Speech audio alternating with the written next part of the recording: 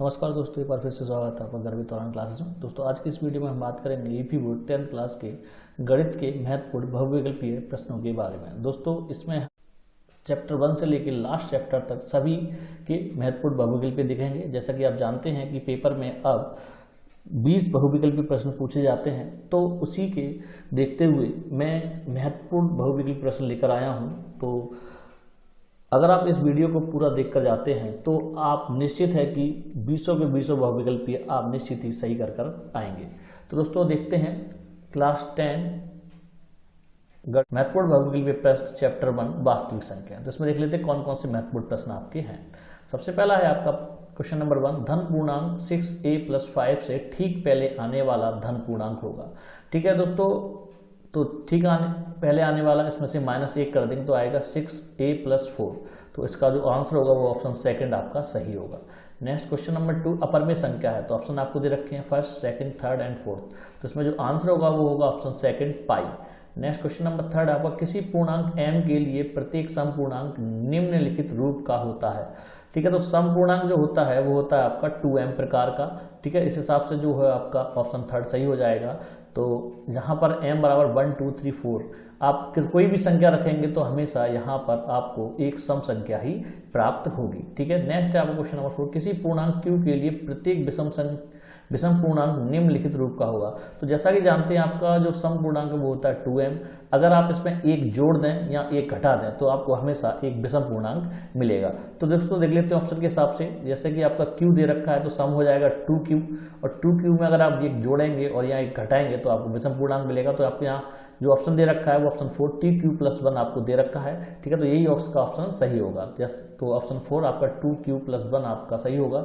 तो यहाँ पर अगर q बराबर 1 2 3 4 5 जो भी संख्या आप रखेंगे यहाँ पर तो हमेशा एक विषम संख्या आपको मिलेगी। नेक्स्ट है क्वेश्चन नंबर 5, यदि 65 117 के HCF को 65m-117 के रूप में व्यक्त किया जा सके तो m का मान होगा।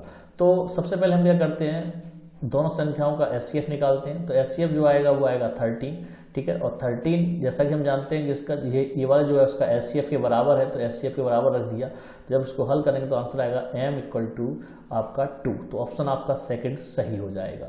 नेक्स्ट क्वेश्चन नंबर 6 की बात करें, परमेय संख्या आपको दे रखी है 14587/1250 का दशमलव प्रसार निम्नलिखित किन दशमलव स्थानों के बाद समाप्त हो जाएगा।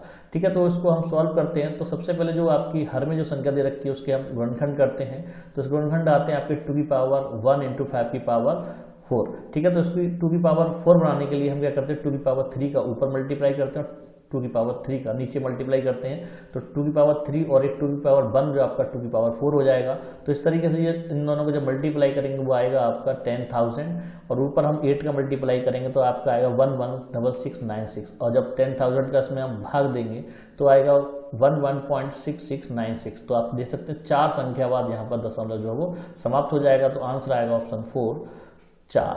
ठीक है, नेक्स्ट बात है क्वेश्चन नंबर 7, यदि दो धनात्मक पूर्णांक a और b को a बराबर x³ और b बराबर x/q के रूप में व्यक्त किया जाए, जहां x और y अभाज्य संख्या है, तब मासा ab है। तो दोस्तों मासा में जो होता है वो हम आपकी कम से कम घात लेते हैं। ठीक है, तो जैसा कि आप देख रहे हैं a बराबर हमें इतना दे रखा है, b बराबर इतना दे रखा है, तो इसमें x³ और x में जो छोटी घात है वो x है तो x हो जाएगा, और y² और x³ में आपकी y² छोटी है तो वो y² हो जाएगा। तो मासा जो आएगा वो x/2।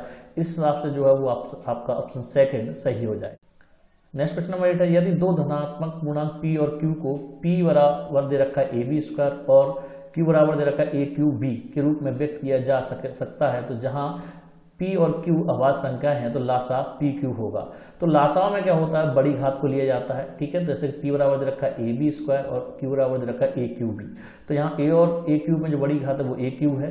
ठीक है, और b² और b में जो बड़ी घात है वो आपकी b² है, तो लासा आएगा aq/b²। इस हिसाब से आपका ऑप्शन थर्ड सही हो जाएगा। ठीक है, नेक्स्ट क्वेश्चन नंबर 9, एक शून्योत्तर परमेय संख्या तथा एक अपरमेय संख्या का गुणनफल होता है, वो होता है हमेशा सदैव अपरमेय संख्या। तो ऑप्शन फर्स्ट आपका सही हो जाएगा। अब बात करते हैं चैप्टर नंबर 3, क्योंकि चैप्टर 2 आपका इस बार कोर्स में से हटा दिया गया है। ठीक है, तो देख लेते हैं चैप्टर 3 दो चरों वाले रैखिक समीकरण योग। तो इसमें पहला बहुविकल्पीय है समीकरण 8x + 5y = 11 को संतुष्ट करने वाले बिंदु के निर्देशांक हैं। तो सिंपल हम क्या करेंगे, आपको 4 विकल्प दे रखे होंगे, एक एक करके आप विकल्प रखेंगे LHS में, अगर वो RHS के बराबर आ जाता है तो वही आपका आंसर सही होगा। ठीक है, क्योंकि यहाँ पर जो आपको बिंदु दे रखे हैं वो x और y के मान है, पहला मान जो वो x का है, दूसरा मान जो है वो y का है। ठीक है, तो मैंने सिंपल इसमें आपका थर्ड ऑप्शन लिया है, मैंने 2, -1, तो मैंने x की जगह 2 रखा और y की जगह -1 रखा। इस इक्वेशन LHS में 8x + 5y में रखा तो मेरा same to same RHS side के बराबर मतलब 11 आ गया। ठीक है, तो यही ऑप्शन आपका सही होगा, ऑप्शन नंबर 3 आपका सही हो जाएगा। नेक्स्ट क्वेश्चन नंबर 2, समीकरण 6x - 5y = 11 और 2x + 5y = 17 से y को विलोपन करने पर x में प्राप्त समीकरण है। ठीक है, तो हम क्या करते हैं, इन दोनों समीकरण को पहले ऊपर नीचे रख लेते हैं। जैसा कि हमें y को विलोपित करना है तो y के गुणांक हमें बराबर करने होंगे। जैसा कि आप देख रहे हैं y का गुणांक यहाँ पर -5 है, यहाँ पर 1 है, तो मैंने क्या किया, इस इक्वेशन में 5 का मल्टीप्लाई कर दिया। तो 5 का मल्टीप्लाई करने पर क्या आएगा, आपका 2x की जगह 10x हो जाएगा, y की जगह 5y हो जाएगा और 17 की जगह हो जाएगा 85। ठीक है, और इस इक्वेशन को मैंने सेम टू सेम इसके नीचे रख लिया, मतलब 6x - 5y / 11। मैंने क्या कर दिया, जब आपके साइन विपरीत हैं तो मैंने जोड़ दिया, तो जोड़ने पर क्या हुआ, आपकी 5y से 5y कैंसिल। ठीक है, तो यहाँ पर बचा आपका 16 मतलब 10x + 6x आपका 16x और यहाँ पर 85 + 11 हो जाएगा 96। तो इस हिसाब से आपका चौथा ऑप्शन जो है वो आपका सही है। नेक्स्ट क्वेश्चन नंबर 3 की बात करें, समीकरण x + 3y = 7 का हल है। ठीक है, तो इसमें सिंपल आपको x और y के मान दे रखे हैं, x और y के मान जब आप LHS में रखेंगे और वो 7 के बराबर आ जाएंगे तो वही उसका आंसर होगा। मैंने सिंपल इसमें आपका x ऑप्शन जो है वो थर्ड, x = 1 और y = 2 मैंने लिया है। तो यहाँ पर मैंने दे रखा है आपका LHS लिया x + 3y और x = 1 और y = 2 रखा, तो मेरा जो है आपका RHS मतलब 7 के बराबर आ गया। तो यही ऑप्शन आपका सही होगा, ऑप्शन नंबर 3। नेक्स्ट क्वेश्चन बात करें, क्वेश्चन नंबर 4, रेखाएं x = 0 और 2x + 3y = 12 का प्रतिच्छेद बिंदु है। तो प्रतिच्छेद बिंदु क्या होता है, x और y का जो हल होता है वही प्रतिच्छेद बिंदु होता है। सिंपल हमें x = 0 दे रखा है तो x = 0 इस इक्वेशन में रख देंगे और वहां से हम y का मान निकाल लेंगे। ठीक है, तो x = 0 रखा मैंने, तो y का मान जो है वो आपका आया 4। ठीक है, तो बिंदु के निर्देशांक है वो हो जाएंगे 0,4। तो कहने का मतलब इसका ऑप्शन सेकंड आपका सही हो जाएगा 0,4। नेक्स्ट क्वेश्चन नंबर 5, दो संख्याओं का योग 8 है और अंतर 2 है तो संख्याएं हैं। तो सिंपल मैंने संख्या मान ली x और y, तो योग मैंने मान लिया 8 के बराबर, x + y = 8 हो जाएगा और x - y = 2 हो जाएगा। जब मैंने जोड़ा तो आपका y से y कैंसिल, तो 2x बराबर मिला आपको 10, तो x बराबर मिलेगा 5 और x का मान आप किसी भी इक्वेशन में रखेंगे तो y बराबर मिलेगा 3। तो आंसर हो जाएगा 5,3, कहने वाला ऑप्शन सेकंड आपका सही हो जाएगा। नेक्स्ट क्वेश्चन नंबर 2, समीकरणों 3x + y = 9 और तथा 2x + 3y = 6 का हल होगा।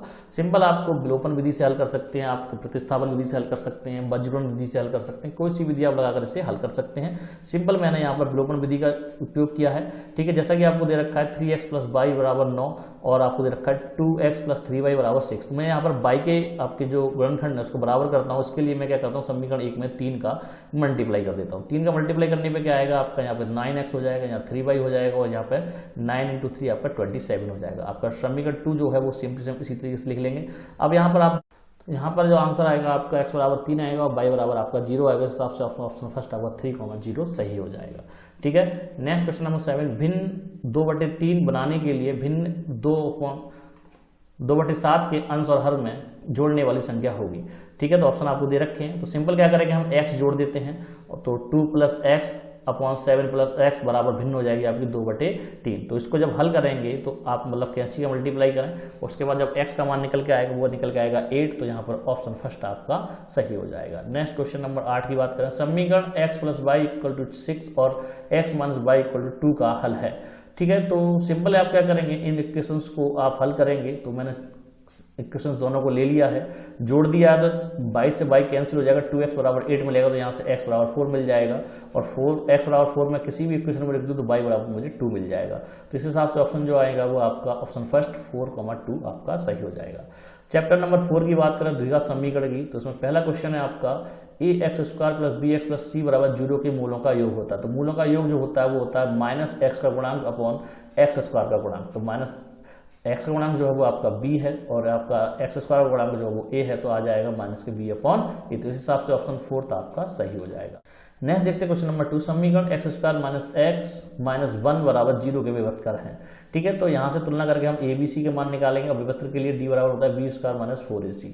ठीक है, तो बी बराबर आपका -1 का स्क्वायर हो गया माइनस के 4 × 1 और सी बराबर आपका -1 दे रखा है, तो -1। तो यहाँ पर आप करेंगे तो यहाँ से -1 का स्क्वायर जो होगा +1 हो जाएगा और माइनस हो जाएगा प्लस, तो प्लस का 4 मिलेगा, तो 1 + 4 बराबर हो जाएगा 5। तो ऑप्शन आपका 4 सही है।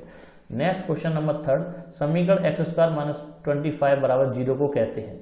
ठीक है, तो यहाँ पर आप दे सकते हैं कि केवल एक्स स्क्वायर, इस समीकरण की जो घात है केवल 2 ही है। ठीक है, तो इसे कहेंगे शुद्ध द्विघात समीकरण, तो आपका सेकंड ऑप्शन सही है। नेक्स्ट क्वेश्चन नंबर 4, द्विघात समीकरण x square minus 6x minus 16 बराबर 0 को मूलों का योग है। तो मूलों का योग हम जानते हैं, ऊपर निकाला हमने माइनस के b अपॉन ए, तो b का मान जो है यहाँ पर माइनस के 6 है और a का मान 1 है। तो आप माइनस तो आपका ऑलरेडी चिन्ह है। ठीक है, तो इधर -6 रखेंगे तो माइनस क्या हो जाएगा प्लस, तो प्लस के 6 आपको यहाँ से आंसर मिलेगा, तो इससे आपसे आपका ऑप्शन सेकंड सही हो जाएगा। नेक्स्ट क्वेश्चन नंबर 5 की बात करें, द्विघात समीकरण जिसके मूल 5,4 हैं होगा। ठीक है, तो मूल जब हमें मूल दे रखे हो तो उसका सिंपल जो समीकरण बनाना का फॉर्मूला है वो होता है आपका एक्स स्क्वायर माइनस मूलों का योग इंटू एक्स प्लस मूलों का गुणनफल। तो मैंने सिंपल वही लगा दिया है यहाँ पर एक्स स्क्वायर, यहाँ मूल हमें दे रखे 5 और 4, तो 5 और 4 जो जोड़ दिया मैंने और यहाँ पर 5 और 4 का मल्टीप्लाई कर दिया। तो इस हिसाब से हमें समीकरण जो मिलेगा वो x square minus 9x plus 20। तो इस हिसाब से आप ये वाला आपका चौथा ऑप्शन है वो सही हो जाएगा। नेक्स्ट क्वेश्चन नंबर 6, समीकरण 3x स्क्वायर माइनस 48 बराबर 0 के मूल होंगे। ठीक है, तो इसको हम सॉल्व कर लेते हैं। सिर्फ सिंपल आप क्या करेंगे, 3x स्क्वायर माइनस 48 बराबर 0 रखेंगे। तो यहाँ से 48 को आप जब पश्चातन करेंगे तो यहाँ पर मिल जाएगा हमें 48/3, क्योंकि आपका एक्स स्क्वायर का जब गुणांक है वो 3 है तो वो बटे में आ जाएगा, तो यहाँ से मिलेगा 16 और एक्स स्क्वायर का जब आप वर्गमूल निकालेंगे तो मिलेगा +-4। तो इस हिसाब से ऑप्शन 3 आपका सही हो जाएगा। नेक्स्ट क्वेश्चन नंबर 7, यदि समीकरण एक्स स्क्वायर प्लस 4x बराबर 0 के मूल होंगे, तो सिंपल इसे हल कर लेते हैं। यहाँ से सबसे पहले हम x कॉमन ले लेते हैं, तो x ब्रैकेट में x + 4 बनेगा, तो x बराबर 0 रखेंगे तो 0 हो जाएगा और x + 4 बराबर 0 रखेंगे तो x बराबर आएगा -4। तो यहाँ से आपके x के मान 2 प्राप्त होते हैं, 0, -4। तो इसी हिसाब से आपका ऑप्शन फर्स्ट आपका सही हो जाएगा। Next question number 8 very important है। ठीक है, समीकरण ax square plus bx plus c बराबर 0 के मूल बराबर होते हैं यदि। ठीक है, तो हमें 4 ऑप्शन दे रखे हैं। सिंपल क्या करेंगे, जब मूल बराबर होते हैं तो होता है b स्क्वायर माइनस 4ac बराबर 0। यहाँ से मैं 4ac को पक्षांतर करूंगा तो मिल जाएगा b स्क्वायर बराबर 4ac। ठीक है, इसको मैं जब वर्गमूल लूंगा तो b बराबर आएगा 4 का वर्गमूल 2 हो जाएगा और ac का वर्गमूल जो होगा वो √ac हो जाएगा। इस हिसाब से आपका जो ऑप्शन है वो थर्ड आपका सही हो जाएगा। नेक्स्ट क्वेश्चन नंबर 9 बात करें, समीकरण x/8 = 8/x के मूल होंगे। ठीक है, तो इसका कैंची का मल्टीप्लाई करते हैं। ठीक है, x का x में मल्टीप्लाई करेंगे x स्क्वायर आएगा और 8 का 8 में मल्टीप्लाई करेंगे तो 8 स्क्वायर आएगा और जब इसका वर्गमूल लेंगे तो x बराबर आएगा +-8। तो इस हिसाब से ऑप्शन थर्ड आपका सही हो जाएगा। नेक्स्ट क्वेश्चन नंबर 10 है, समीकरण 2x square plus 5x plus 3 बराबर 0 के मूलों के चिन्ह होंगे। ठीक है, तो इसको हम सॉल्व करते हैं। तो हमने सॉल्व उसमें गुणनखंड विधि का उपयोग किया है मैंने, तो 2x स्क्वायर और मैंने इस समीकरण को हल करने पर मैंने देखा, हल करने पर यहाँ पर x बराबर मिला -1 और आपका मिला -3/2। तो कह सकते हैं यहाँ पर दोनों जो मूल हमें प्राप्त हुए हैं वो दोनों कैसे हैं, ऋणात्मक हैं। तो इस हिसाब से ऑप्शन आपका थर्ड सही हो जाएगा। नेक्स्ट क्वेश्चन नंबर 11, समीकरण 2x square minus 5x plus 4 बराबर 0 के मूल हैं। ठीक है, तो निकालते हैं मूल, d बराबर b स्क्वायर माइनस 4ac। ठीक है, abc के मान यहाँ तुलना करके निकाल लेंगे, तो b का मान जो आएगा -5 आएगा तो -5 का वर्ग हो जाएगा, माइनस आपका ऑलरेडी होता है ये वाला, और 4 × 2 × 8 मतलब a का मान 2 है और c का मान 4 है। तो यहाँ पर मिलेगा 25 - 72, तो जब इसे माइनस करेंगे तो -7। तो कहने का मतलब आपका जो है वास्तविक नहीं, तो कहने का मतलब कैसे अवास्तविक मूल हैं, तो यहाँ पर कह सकते हैं वास्तविक नहीं। तो इससे हिसाब से जो आपका ऑप्शन सेकंड है वो आपका सही हो जाएगा। नेक्स्ट क्वेश्चन नंबर 12, समीकरण 4x square minus 12x plus 9 बराबर 0 के मूल होंगे। ठीक है, तो इसको भी हम हल करते हैं, तो b स्क्वायर माइनस 4ac लगाएंगे तो इस पर हमें मिलेगा 144 माइनस 144 बराबर 0। तो कहने का इस स्थिति में जब b स्क्वायर माइनस 4ac बराबर 0 होता है तो इस स्थिति में जो आता है वो मूल वास्तविक और बराबर होते हैं। तो इस हिसाब से आपका ऑप्शन थर्ड सही हो जाएगा। नेक्स्ट बात करेंगे चैप्टर 6 त्रिभुज। ठीक है, तो इसमें देख लेते हैं। सबसे पहला क्वेश्चन, दो समरूप त्रिभुजों की भुजाएं 4:9 के अनुपात में है, इन त्रिभुजों के क्षेत्रफलों का अनुपात है। तो दोस्तों सिंपल आपका इसका फॉर्मूला पहले त्रिभुज का क्षेत्रफल बट्टे दूसरे त्रिभुज का क्षेत्रफल बराबर पहले त्रिभुज की भुजा का स्क्वायर बट्टे दूसरे त्रिभुज की भुजा का स्क्वायर। ठीक है, तो पहले त्रिभुज की भुजा में रखिए 4 और दूसरे की रखिए 9, तो 4/9 का होल स्क्वायर करेंगे तो आएगा 16/81, कहने का मतलब 16:81। ठीक है, तो इसके हिसाब से जो ऑप्शन होगा ऑप्शन आपका फोर्थ सही हो जाएगा। नेक्स्ट क्वेश्चन नंबर 2, समुद्रबाहु त्रिभुज की तीनों भुजाओं के मध्य बिंदुओं को मिलाने से बना त्रिभुज होता है, तो होता है आपका ऑप्शन फोर्थ समुद्रबाहु त्रिभुज। क्वेश्चन नंबर 3 जो वेरी वेरी इंपॉर्टेंट है आपका, दो समरूप त्रिभुजों का क्षेत्रफल 32 वर्ग सेंटीमीटर और 48 वर्ग सेंटीमीटर है। यदि पहले त्रिभुज की एक भुजा का वर्ग 24 सेंटीमीटर स्क्वायर है तो दूसरे त्रिभुज की भुजा के संगत भुजा का वर्ग होगा। तो वर्ग हमें दे रखा है, वर्ग ही हमसे पूछा है, तो हमने अभी फॉर्मूला लगाया ऊपर, फर्स्ट त्रिभुज का क्षेत्रफल बट्टे सेकंड त्रिभुज का क्षेत्रफल बराबर पहले त्रिभुज की भुजा का वर्ग बट्टे दूसरी त्रिभुज की भुजा का वर्ग। ठीक है, तो हमें पहले का 32 दे रखा, तो इसका 48 दे रखा, इसका 24 दे रखा और दूसरे का हमसे पूछा है।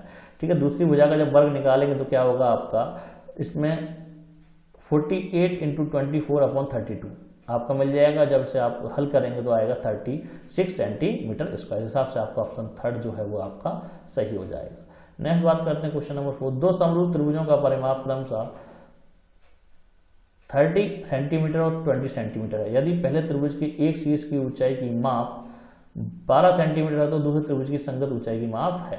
ठीक है, तो ऑप्शन आपको दे रखे हैं, हमें दे रखा है एक त्रिभुज ये है, एक त्रिभुज ये है, इसमें ऊंचाई ये है, इसमें ऊंचाई ये है। तो हम जानते हैं कि संगत भुजाओं का जब दोनों त्रिभुज समरूप है तो संगत भुजाओं का जो अनुपात होगा वो आपस में बराबर होगा, तो हमने भैया बराबर ले रखा है। ठीक है, इस हिसाब से परिमाप निकालेंगे तीनों भुजाओं का योग बट्टे मतलब पहले त्रिभुज की तीनों भुजाओं का योग बट्टे दूसरे त्रिभुज की तीनों भुजाओं का योग। तो इस हिसाब से हमें दे रखा है 30/20, तो यहाँ से मिल गया हमें 3/2। ठीक है, अब हम क्या करते हैं, संगत भुजाओं का अनुपात के हिसाब से AB/PQ और आपका AD/PS हमने निकाल लिया। यहाँ पर हमने देखा AB/PQ हमारे 3/2 है और AD बराबर हमें 12 दे रखा था, PS निकालेंगे, PS आएगी आपकी 8। ठीक है, तो इस हिसाब से ऑप्शन फर्स्ट आपका सही हो जाएगा। क्वेश्चन नंबर 5, चित्र में त्रिभुज PQR के कोण QPR का अर्धक PL आधार QR से बिंदु L पर मिलता है। यदि PQ बराबर 3 सेंटीमीटर तथा PR बराबर 5 सेंटीमीटर तो QL रेशियो LR होगा। ठीक है, तो सिंपल आपका क्या करना है, PQ रेशियो LR निकालेंगे, बराबर होगा PR/QL। इसको क्या कर देंगे, इसको यहाँ पहुंचाएंगे और इसको यहाँ पहुंचाएंगे, मतलब एक दूसरे को पलट देंगे। तो यहाँ से मिलेगा भाई QL इधर हो जाएगा तो QL/LR और यहाँ पे हो जाएगा आपका PR/PQ। ठीक है, तो यहाँ पर हमें PR/PQ का मान दे रखा है 5/3, तो इसी हिसाब से जब रेशियो निकालेंगे तो 5:3, तो इसके हिसाब से ऑप्शन सेकंड आपका सही हो जाएगा। नेक्स्ट क्वेश्चन नंबर 6, ABC और AEF समरूप त्रिभुज हैं, AEF बराबर होगा। ठीक है, तो सिंपल है आपका इसका सेकंड ऑप्शन कोण ABC के ये बराबर हो जाएगा। नेक्स्ट क्वेश्चन नंबर 7, त्रिभुज ABC में CA और CB के मध्य बिंदुओं को मिलाने वाली रेखा DE है। यदि DE बराबर 3 सेंटीमीटर हो तो AB की माप होगी। ठीक है, तो आप सिंपल है आपका मध्य बिंदु मिलाया तो दुगनी हो जाएगी, AB बराबर 2 × DE तो 6 सेंटीमीटर। इस हिसाब से ऑप्शन आपका थर्ड सही हो जाएगा। क्वेश्चन नंबर 8, चित्र में ABCD एक वर्ग है। यदि AC बराबर 20√2 सेंटीमीटर हो तो त्रिभुज ABC का क्षेत्रफल होगा। तो मान लेते हैं हम कि इस वर्ग की भुजा जो है वो A है, तो उस स्थिति में क्या हो जाएगा, आपका जो विकर्ण है उसका जो मान हो जाएगा वो A√2 बराबर 20√2 हो जाएगा। तो यहाँ √2 से √2 कैंसिल हो जाएगा, तो A बराबर मिलेगा आपको 20 सेंटीमीटर। अब त्रिभुज ABC का क्षेत्रफल क्या होता है, 1/2 AB × BC, तो 1/2 AB बराबर 20 है और BC बराबर भी 20 है। ठीक है, तो यहाँ से 2 से आपका 20 कट जाएगा 10 टाइम, तो हो जाएगा आपका 200 सेंटीमीटर स्क्वायर। इसके हिसाब से आपका फोर्थ ऑप्शन सही हो जाएगा। नेक्स्ट अध्याय 7 की बात करते हैं, निर्देशांक ज्यामिति। तो इसमें देख लेते हैं कौन कौन से महत्वपूर्ण प्रश्न हैं जो आपकी परीक्षा की दृष्टि से महत्वपूर्ण है। तो पहला, उस त्रिभुज का क्षेत्रफल ज्ञात जिसके शीर्ष 0,0, 0,2 तथा 2,0 है। ठीक है, तो इसको हम त्रिभुज का फॉर्मूला लगाएंगे। त्रिभुज का क्षेत्रफल होता है 1/2x1 ब्रैकेट में y2 - y3 plus x2/3 - y1 plus x3/1 - y2। तो दिए हुए जो आपके शीर्ष हैं वो हम लगाते हैं, कहने का मतलब ये है आपका x1/1, x2/2 और x3/3। जब इनको हम मान रखते हैं इन सब में तो हमें मिलता है आपका यहाँ पर -4 और -4 कहने का मतलब 2 से 2 काटेंगे तो -2 हो जाएगा और -2 को हम लिखेंगे 2। तो इस हिसाब से ऑप्शन 2 आपका सही हो जाएगा। नेक्स्ट क्वेश्चन नंबर 2, त्रिभुज AOB का क्षेत्रफल होगा। ठीक है, तो हमें ये फिगर दे रखा है, इसके साथ में बिंदु दे रखा है, फॉर्मूला आपका सेम टू सेम वही लगेगा, प्रोसेस भी सेम टू सेम होगी। जब से आप हल करेंगे तो आएगा आपका 24, तो ऑप्शन थर्ड आपका सही हो जाएगा। क्वेश्चन नंबर 3 है, वो त्रिभुज ABC के शीर्ष हमें दे रखे हैं, A1 दे रखा है 0,0, B बराबर दे रखा है A,0 और C दे रखा है 0,-a। ठीक है, त्रिभुज का क्षेत्रफल होगा। Same to same question, same to same formula. अब आपके बिंदु जो है वो आपके A और मतलब A वाले बिंदु रखे जाएंगे, तो इस हिसाब से जब आप सॉल्व करेंगे तो आंसर आएगा A² 2, जिससे आप कह सकते हैं 1/2 A², तो ऑप्शन सेकंड आपका सही हो जाएगा। नेक्स्ट क्वेश्चन नंबर 4, बिंदु 0,5 और -5,0 के बीच की दूरी है। तो सिंपल आप क्या करेंगे, फॉर्मूला होता है आपका x1 - x2 का होल स्क्वायर और प्लस y1 - y2 का होल स्क्वायर। तो मैं 0 -5 लगाऊंगा तो माइनस माइनस हो जाएगा प्लस, और आपका यहाँ पर हो जाएगा 5 - 0। तो इस हिसाब से जब मैं दूरी निकालूंगा तो आएगा आपका 5 का वर्ग और ये भी 5 का वर्ग, मतलब 25 और √50 को ले सकते हैं 5√2। इस हिसाब से ऑप्शन सेकंड आपका सही हो जाएगा। नेक्स्ट क्वेश्चन नंबर 5, C 0,4, 0,0 और 3,0 वाले त्रिभुज का परिमाप है। ठीक है, तो परिमाप के लिए सबसे पहले हमें क्या निकालना पड़ेगा, सभी त्रिभुजों की भुजाओं की माप निकालनी होगी दूरी वाले सूत्र से। ठीक है, सबसे पहले मैंने बिंदु लिया आपके 0,4 और 0,0, तो मैंने निकाला इसकी आई जो दूरी वो 4 आई। फिर मैंने लिया 0,0 और 3,0, तो इस हिसाब से मैं जब दूरी निकाली वो 3 आई। इसके हिसाब से फिर मैंने लिया आपका 3,0 और 0,4, उस हिसाब से जब मैंने निकाला इसको किया तो आई आपकी 5। अब परिमाप पूछ रहा है, सभी भुजाओं को आप योग कर देंगे तो आएगा 12, तो इस हिसाब से ऑप्शन सेकंड आपका सही हो जाएगा। नेक्स्ट क्वेश्चन नंबर 6, बिंदु P बराबर दे रखा है -6,8 और के मूल बिंदु से दूरी। तो मूल बिंदु मतलब एक बिंदु हो गया आपका 0,0 और दूसरा हो गया आपका -6,8। ठीक है, तो इसको जब आप सॉल्व करेंगे दूरी वाले फॉर्मूले से तो आंसर आएगा आपका √100 या फिर कह सकते हैं 10। तो इस हिसाब से ऑप्शन थर्ड आपका सही हो जाएगा। नेक्स्ट क्वेश्चन नंबर 7, यदि बिंदुओं 4,P और 1,0 के बीच की दूरी 5 है तो P का मान है। तो सिंपल हमें दूरी दे रखी, इन दोनों बीच की दूरी निकालेंगे और किसके बराबर रख देंगे, आप 5 के बराबर रख देंगे, जैसे मैंने इसमें किया है। ठीक है, तो 4 - 1 का होल स्क्वायर प्लस P - 0 का होल स्क्वायर बराबर 5। ठीक है, तो इसका जब वर्ग करेंगे तो आएगा 3 का वर्ग आएगा आपका 9 और P² और पूरे का जब वर्ग करेंगे तो 9 + P² बराबर 25। यहाँ से जब P² का मान निकालेंगे आप तो वो आएगा आपका 16 और P बराबर निकालेंगे तो आएगा +- 4। इस हिसाब से ऑप्शन थर्ड आपका सही हो जाएगा। नेक्स्ट क्वेश्चन नंबर 8, यदि बिंदु A बराबर दे रखा है 1,2, O दे रखा है 0,0 और C बराबर दे रखा है A,B सररेख हैं, तो सररेख होने वाली कंडीशन के लिए क्या होता है, आपका जो त्रिभुज का फॉर्मूला है उसको डेल्टा बराबर 0 के बराबर रख देते हैं। ठीक है, तो वहां से आपका संबंध निकल आएगा। तो मैंने क्या किया, डेल्टा बराबर 0 होगा तो डेल्टा वाला फॉर्मूला लगाया जो अभी पहले दूसरे क्वेश्चन में लगाया था। तो लगाने से क्या होगा, यहाँ पर मुझे मिलेगा -B बराबर 2A, जिसे हम कह सकते हैं 2A बराबर B। तो इस हिसाब से जो ऑप्शन है आपका ऑप्शन थर्ड आपका सही हो जाएगा। नेक्स्ट अध्याय 8 त्रिकोणमिति का परिचय, तो इसमें देख लेते हैं। पहला क्वेश्चन है, यदि sin थीटा बराबर 3/5 तो tan थीटा का मान होगा। जैसा कि हम जानते हैं sin थीटा बराबर जगह 3/5, जिसे कहते हैं लंब बट्टे कर्ण।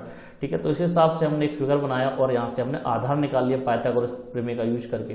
तो tan थीटा बराबर होता है लंब बट्टे आधार, तो यहाँ से निकलेगा 3/4। तो इसके हिसाब से ऑप्शन आपका फर्स्ट सही हो जाएगा। Next question number 2, sin 15/cos 75 का मान होगा। तो सिंपल आपका क्या है, sin 15 को आप ले सकते हैं sin 90 - 75 जो होता है आपके cos 75 के बराबर। तो cos 75 से cos 75 कैंसिल हो जाएगा तो आएगा 1। तो ऑप्शन आपका सेकंड सही हो जाएगा। इसी तरीके से दूसरा क्वेश्चन है, sin 9 डिग्री और cos 81 डिग्री का मान होगा। तो सिंपल इसका भी आंसर जो है वो 1 ही आएगा।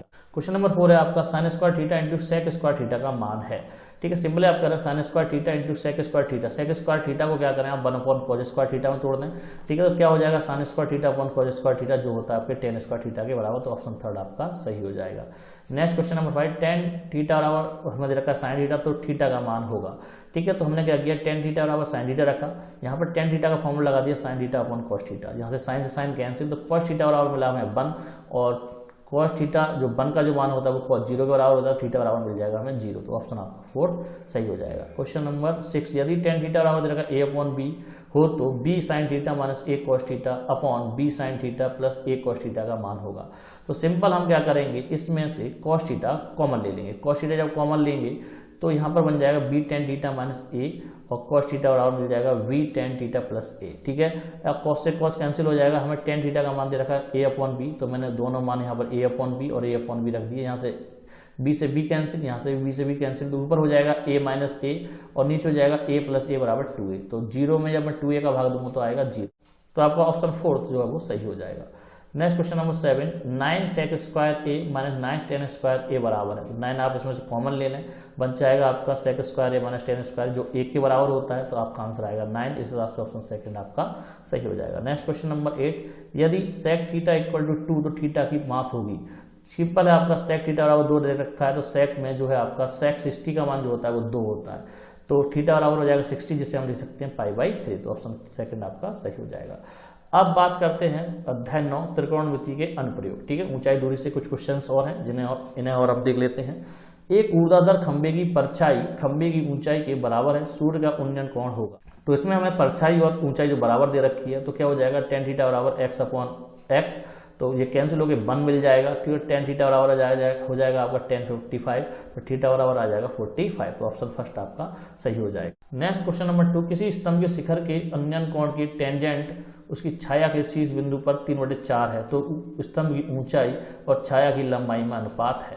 ठीक है, तो हमें दे रखा है, हमने ये h मान लेते हैं, x मान लेते हैं, tan थीटा होता है h/x, वही हमें दे रखा है 3/4। तो आप जब इसका रेशियो निकालेंगे तो 3:4, मतलब ऑप्शन फर्स्ट इसका सही हो जाएगा। नेक्स्ट क्वेश्चन नंबर 3, 50 मीटर ऊंची एक मीनार के शिखर से पृथ्वी पर एक बिंदु का अवनमन कोण 30 डिग्री है, बिंदु की मीनार के पास से दूरी होगी। ठीक है, तो इसमें हमें दे रखा है, उस हिसाब से मैंने फिगर बना लिया। ऊंचाई दे रखी है 50 मीटर और आपकी दूरी मैंने x मान ली, और हमें जो कोण दे रखा है वो 30 डिग्री रखा है। तो tan थीटा बराबर लगा दिया मैंने 50/x, मतलब लंब/बट्टे आधार। ठीक है, tan 30 का मान होता है 1/√3, और यहाँ से आप निकालेंगे 50/x, तो x का जब मान निकालेंगे तो आएगा 50√3। इस हिसाब से ऑप्शन सेकंड आपका सही हो जाएगा। नेक्स्ट क्वेश्चन नंबर 4, एक झंडे के लट्ठे के पास से 50 मीटर की दूरी पर एक बिंदु A है, यदि LPV 60 डिग्री हो तो झंडे की ऊंचाई ज्ञात कीजिए। सिंपल आपका फॉर्मूला लग जाएगा tan थीटा बराबर लंब/बट्टे आधार। लंब मैंने h मान लिया, आधार आपका 50 हमें दे रखा है डिग्री, और जो कोण हमें दे रखा है वो 60 डिग्री दे रखा है। तो सिंपल मैंने क्या किया, tan 60 बराबर h/50। तो यहाँ से जब h का मान निकालूंगा तो आएगा 50√3। ठीक है, तो ऑप्शन फर्स्ट इसका सही हो जाएगा। अब बात करेंगे अध्याय 12 वृत्तों से संबंधित क्षेत्रफल। ठीक है, इसमें देख लेते हैं क्वेश्चन। सबसे पहला बना है, एक वृत्ताकार मार्ग के बाहरी और भीतरी व्यास का 8 मीटर व 6 मीटर है, इसके दोनों तरफ तार खींचा जाए तो उसकी लंबाई होगी। तो हम पहले डायमीटर दे रखा है 8, तो r1 हो जाएगी 4 सेंटीमीटर, और जो तार जो गोलाकार है तो वो होगी परिधि के बराबर, तो 2πr1 से मैंने निकाल दिया 8π, और उसके बाद d2 हमें दे रखा है 6 मीटर, और r2 जो है वो आपकी हो जाएगी 3 मीटर। तो इसके लिए जो गोलाकार जो परिधि होगी वो होगी 2πr2, और इसमें निकालेंगे 6π, तो दोनों को जोड़ देंगे तो आएगा आपका 14π। ठीक है, तो 14π के हिसाब से जो आंसर होगा वो होगा ऑप्शन सेकेंड आपका 14π मीटर। ठीक है, यहाँ पर पाई रह गया है लिखने के लिए। ठीक है, तो आप लिख सकते हैं। ठीक है, नेक्स्ट है क्वेश्चन नंबर 2, एक वृत्ताकार ट्रे का व्यास 16 सेंटीमीटर है, तो बताइए वह मेज पर कितनी जगह घेरेगी। ठीक है, सिंपल उसके क्षेत्रफल के बराबर जगह घेरेगी। क्षेत्रफल निकाल देते हैं। मैं डायमीटर दे रखा है आपका 16 सेंटीमीटर, r हो जाएगी 8 सेंटीमीटर, तो πr² के हिसाब से आएगा 64π सेंटीमीटर। इस हिसाब से आपका ऑप्शन फर्स्ट सही हो जाएगा। नेक्स्ट क्वेश्चन नंबर 3 है, पार्श्व चित्र में दिए गए हुए आकार OAB को कहते हैं, तो इसे कहते हैं हम त्रिज्यखंड। तो ऑप्शन सेकंड आपका सही हो जाएगा। नेक्स्ट इसमें आपको बता दूं, अगर वो छायांकित भाग के बारे में अगर पूछता है तो उसे कहते हैं हम वृत्तखंड। ठीक है, तो इसमें पूरे भाग को पूछा है OAB को, तो इसे त्रिज्यखंड कहते हैं। अगर छायांकित भाग के बारे में पूछेगा तो इसे वृत्तखंड कहते हैं। नेक्स्ट क्वेश्चन नंबर 4, एक वृत्त का क्षेत्रफल 154 वर्ग सेंटीमीटर है, उसकी त्रिज्या होगी। तो सिंपल हम क्या करेंगे, πr² बराबर 154 लगा देंगे। तो यहाँ से हम r का मान निकालेंगे तो क्या निकलेगा आपका r² बराबर π, और पाई का मान लगाएंगे 22/7, तो 7 ऊपर पहुंच जाएगा, तो आएगा आपका 154 × 7/22। 22 से आपका जो 154 है वो 7 बार कटेगा, और यहाँ से आपका r बराबर मिलेगा 7 सेंटीमीटर। ऑप्शन सेकंड आपका यहाँ पर सही होगा। नेक्स्ट आपका question number 5, very very important question है, यदि वृत्त की त्रिज्या 100% बढ़ा दी जाए तो उसके क्षेत्रफल पहले क्षेत्रफल से होगा। ठीक है, तो त्रिज्या को 100% बढ़ाया जा रहा है, मतलब r को r के बराबर ही बढ़ाया जा रहा है, तो 2r हो जाएगी। ठीक है, जब हमारी त्रिज्या r होगी तो उस समय हमारा क्षेत्रफल होगा वो πr² होगा। ठीक है, और वृद्धि के बाद जो त्रिज्या हो जाएगी, मतलब r मतलब 100% बढ़ाई जा रही है, तो 100 कैंसिल हो जाएगा, तो क्या मिलेगा आपका 2r।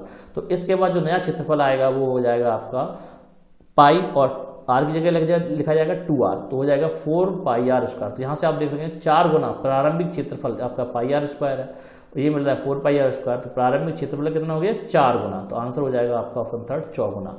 ठीक है, नेक्स्ट क्वेश्चन नंबर 6, ये भी बहुत इंपॉर्टेंट है आपका। यदि वृत्त की त्रिज्या 100% बढ़ा दी जाए तो इसके क्षेत्रफल में वृद्धि होगी। सिंपल आपका यही होगा, जब प्रारंभ में क्षेत्रफल हो जाएगा आपका पाई आर स्क्वायर, उसके बाद नया क्षेत्रफल मिलेगा 4 पाई आर स्क्वायर, तो वृद्धि कितनी हो जाएगी आपकी, वृद्धि हो जाएगी 4 pi are square minus pi are square बराबर 3 पाई आर स्क्वायर। ठीक है, तो वृद्धि प्रतिशत हमें निकालना है, तो क्या होगा भाई, वृद्धि जो हुई है वो ऊपर लिखेंगे, जितनी में से हुई है उसे नीचे लिखेंगे, मतलब प्रारंभिक जो है और उसका 100 का मल्टीप्लाई कर देंगे, तो पाई आर स्क्वायर से पाई आर स्क्वायर कैंसिल, 3 × 100 हो जाएगा 300%, तो ऑप्शन सेकंड आपका सही हो जाएगा। क्वेश्चन नंबर 7 है, यदि वृत्त की त्रिज्या 50% कम कर दी जाए तो उसके क्षेत्रफल में कमी होगी। इस क्वेश्चन को हल करने के लिए सिंपल अब क्या कर ले, प्रारंभिक त्रिज्या मान लेते हैं r, ठीक है, तो प्रारंभिक क्षेत्रफल कितना हो जाएगा आपका पाई आर स्क्वायर। ठीक है, उसके बाद हम त्रिज्या में से 50% की कमी कर देते हैं। ठीक है, तो 50% की कमी करने पर हमें मिल जाएगा r माइनस 50/100 इंटू आर। ठीक है, मतलब 50% की कमी कर रहे हैं तो 50% को हटाने के लिए हमें 100 का भाग देना पड़ेगा। ठीक है, तो यहाँ से मिल जाएगा r माइनस r/2, तो कहने वाला त्रिज्या कितनी हो जाएगी r/2। अब ये हमारी बात दूसरी त्रिज्या होगी। अब इस त्रिज्या को लेकर हम क्षेत्रफल निकालते हैं, नया क्षेत्रफल कितना हो जाएगा pi into pi are square, तो r की जगह लगाएंगे r/2, तो r/2 लगाएंगे तो हमें मिलेगा पाई आर स्क्वायर अपॉन 4। अब कमी प्रतिशत निकालनी है, तो प्रारंभिक क्षेत्रफल में से जो हमारा कम क्षेत्रफल आया उसे रखेंगे और अपॉन में हम प्रारंभिक क्षेत्रफल रखेंगे। तो जब पाई आर स्क्वायर में से पाई आर स्क्वायर अपॉन 4 घटाएंगे तो हमें मिलेगा 3 पाई आर स्क्वायर अपॉन 4, तो हमें मिल जाएगा मतलब 4 जो वो नीचे पहुंच जाएगा, तो 3 पाई आर स्क्वायर ऊपर रह जाएगा और 4 पाई आर स्क्वायर नीचे रह जाएगा इंटू 100, कोई प्रतिशत में बदल रहे हैं, तो पाई आर स्क्वायर से पाई आर स्क्वायर कैंसिल, तो यहाँ से मिलेगा 75%, तो ऑप्शन फर्स्ट इस यहाँ पर सही हो जाएगा। नेक्स्ट क्वेश्चन नंबर 8, यदि वृत्त की त्रिज्या a है तो वृत्त की परिधि होगी। सिंपल आपकी वृत्त की परिधि होती है 2 पाई आर और r की जगह क्या दे रखा है मैं a, तो आंसर हो जाएगा आपका option second 2 pi a। Question number 9, वृत्त का व्यास r सेंटीमीटर हो तो उसका क्षेत्रफल होगा। सिंपल व्यास अगर r दे रखा है तो त्रिज्या हो जाएगी r/2, तो r/2 मतलब पाई आर स्क्वायर में r की जगह r/2 रखेंगे। ठीक है, रख दिया r/2, तो आ जाएगा a बराबर पाई आर स्क्वायर अपॉन 4, तो ऑप्शन आपका जो थर्ड सही हो जाएगा। ठीक है, नेक्स्ट क्वेश्चन नंबर 10, उस वृत्त की परिधि जिसकी त्रिज्या 14 सेंटीमीटर होगी। हमें त्रिज्या दे रखी है 14 सेंटीमीटर, परिधि होती है 2 पाई आर, तो लगाएंगे 2 × पाई का मान लगाएंगे 22/7 × 14, तो इस हिसाब से हम आएगी 88 सेंटीमीटर, ऑप्शन थर्ड आपका सही हो जाएगा। यहाँ पर 8 रह गया है लिखने के लिए। ठीक है, तो आप देख नेक्स्ट बात करेंगे अध्याय 13 पृष्ठीय क्षेत्रफल और आयतन। ठीक है, तो इसमें देखते हैं कौन कौन से क्वेश्चन है आपके। पहला क्वेश्चन है आपका, त्रय ऊंचाई 45 सेंटीमीटर वाली एक बाल्टी के ऊपरी और निचले सिरे की क्षेत्रफल क्रमशः 28 सेंटीमीटर और 7 सेंटीमीटर है। इस बाल्टी का वक्र पृष्ठीय क्षेत्रफल है। ठीक है, तो वक्र पृष्ठीय क्षेत्रफल होता है पाई एल ब्रैकेट में r प्लस r। ठीक है, तो दोनों त्रिज्या आपको दे रखी है, आप यहाँ रखेंगे, l का मान 45 दे रखा है, जब इसे आप सॉल्व करेंगे तो आंसर आएगा आपका option first 4950 centimetre square. Next question number 2, ए की आधार त्रिज्या r वाले दो अर्धगोलों को उनके आधारों के अनुदिश जोड़ दिया जाता है, तब नए ठोस का वक्र पृष्ठीय क्षेत्रफल होगा। तो आधारों के अनुदिश जोड़ा जा रहा है, तो इसमें क्या होगा आपका जो वक्रपृष्ठ, दोनों वक्रपृष्ठ हैं वो आपस में जुड़ जाएंगे, तो कहने का मतलब क्या हो जाएगा 4 पाई आर स्क्वायर यहाँ पर मिल जाएगा, तो ऑप्शन फर्स्ट इसका सही हो जाएगा। नेक्स्ट क्वेश्चन नंबर 3, त्रिज्या r सेंटीमीटर और h सेंटीमीटर जिसमें हमें h बड़ी दे रखी है 2r से वाले लंबवृत्तीय बेलन में ठीक समावेशित होने वाले गोले का व्यास है। तो सिंपल आपका जो गोले का व्यास होगा वो 2r के बराबर ही होगा, तो ऑप्शन सेकंड इसका सही हो जाएगा। क्वेश्चन नंबर 4 है आपका वेरी वेरी इंपोर्टेंट, ठोस को एक आकार से दूसरे आकार में बदलने पर नए आकार का आयतन होगा। तो इसका जो आंसर होगा वो होगा ऑप्शन थर्ड वही रहता है। यहाँ पर दे सकता है कि समान रहेगा। ठीक है, वही रहता है, यहाँ पर समान रहेगा, आंसर जो है वो ऑप्शन थर्ड वही रहता है। ठीक है, नेक्स्ट क्वेश्चन नंबर 5, एक लंबवृत्तीय शंकु में उसके आधार के समांतर खींचे गए तल द्वारा काटा गया अंतस्थ काट होता है, तो उसे कहते हैं वृत्त। ठीक है, बहुत से लोग इसमें शंकु का चिन्ह लगा के आएंगे, लेकिन तो काटने पर जो ऊपर की आकृति हमसे पूछ रहा है, ना कि पूरे आकार को पूछ रहा है, केवल ऊपर की आकृति जो होगी वो वृत्ताकार होगी। ठीक है, क्वेश्चन नंबर 6, यदि आधार का परिमाप 33 मीटर है तो शंकु की त्रिज्या, तो यहाँ पर शंकु की त्रिज्या 2 पाई आर बराबर 33 रख देंगे, तो r बराबर जो मिलेगी वो 21/4, तो ऑप्शन सेकंड यहाँ पर सही हो जाएगा। इसी तरीके क्वेश्चन नंबर 7 है, अर्धगोलाकार कटोरी के एक कोर की परिधि 132 सेंटीमीटर है, तब व्यास होगा। तो सिंपल क्वेश्चन वही है आपका ऊपर जैसा ही, 2 पाई आर बराबर रखेंगे 132, ठीक है। तो आर बराबर निकलेगा 21 और हमसे यहाँ से पूछ रहा है व्यास, तो व्यास हो जाएगा दुगना 42 सेंटीमीटर। तो ऑप्शन थर्ड आपका यहाँ पर सही हो जाएगा। नेक्स्ट देखते हैं अध्याय 14 सांख्यिकी, ठीक है। तो इसमें देख लेते हैं कुछ क्वेश्चन इसमें भी हैं महत्वपूर्ण जो परीक्षा की दृष्टि से इंपोर्टेंट है। सबसे पहला है आपका वर्गीकृत आंकड़ों का माध्य ज्ञात करने के लिए सूत्र x बार बराबर a प्लस एच और summation F I you I upon summation F I में यू आई, तो होगा आपका ऑप्शन थर्ड एक्स आई माइनस ए अपॉन एच, ठीक है। नेक्स्ट क्वेश्चन नंबर 2 है वर्गीकृत आंकड़ों की से कम प्रकार का और से अधिक प्रकार की संचयी बारंबारता वक्रों के परिच्छेद बिंदु की भुज से आंकड़ों को प्राप्त होना है, तो वो होता है ऑप्शन थर्ड बहुलक। नेक्स्ट क्वेश्चन नंबर 3 निम्न बंटन के लिए, तो हमें बंटन दे रखा है, ठीक है। इस हिसाब से हम इसमें संचयी बारंबारता निकाल लेंगे और इसमें पूछा है बहुलक वर्ग और माध्यिका वर्ग की निम्न सीमाओं का योग है, ठीक है। तो यहाँ से हम संचयी बार मतलब इस वर्ग को हमने इस तरीके से लिख लेंगे, संचयी बारंबारता निकाल लेंगे तो n बराबर 66, तो n बराबर 2 निकालेंगे तो आएगा 33, तो 33 किस में जाएगा आपका इस वाली बार उसमें। तो इसकी जो निम्न सीमा है वो आपकी 10 है, ठीक है। वर्ग आपका 10 to 15, तो निम्न सीमा 10 हुई और बहुलक वर्ग मतलब कहने वाला 20, तो इसकी निम्न सीमा हुई 15, ठीक है। तो 15 और 10 को जब जोड़ेंगे तो आएगा 25, तो आंसर आ जाएगा option second 25। Next question number 4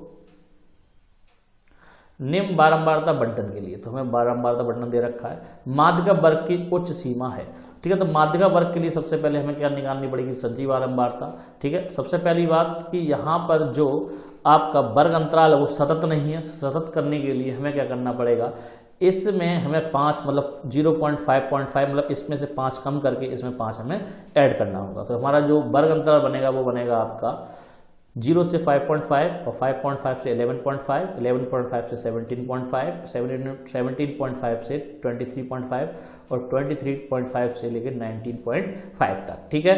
तो उसके बाद संचयी बारंबारता निकाल लेंगे, इसके बाद ऐसे निकालेंगे n/2, तो निकलेगा 28.5 जो किस में जाता है आपका 38 वाले में। तो इसकी जो वर्ग आपका 11.5 से 17.5, इसकी जो उच्च सीमा है वो है 17.5, तो ऑप्शन थर्ड आपका यहाँ पर सही हो जाएगा। बढ़िया क्वेश्चन है, इसे आप देख कर जाएंगे।